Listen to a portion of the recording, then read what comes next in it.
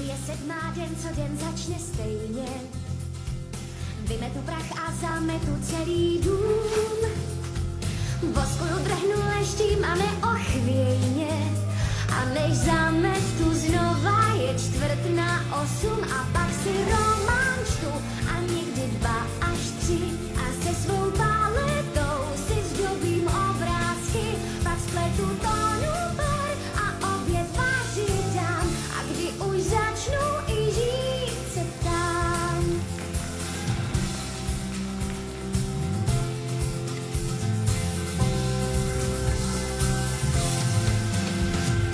Hlavu si lámu, když trefím terč, tak peču.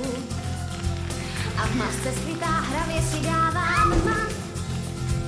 S pastelem dřen a svíčkama s pestřím béču.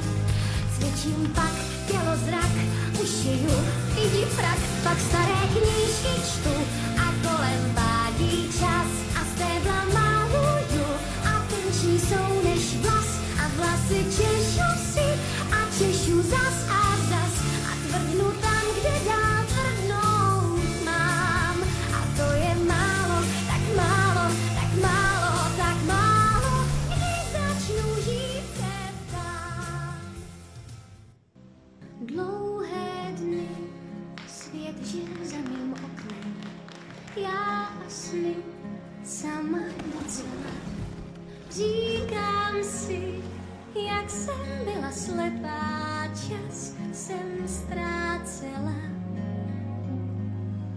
Teď jsem tu, září oslněná. Teď už vím, že se dá i žít. Chvěju se a jasné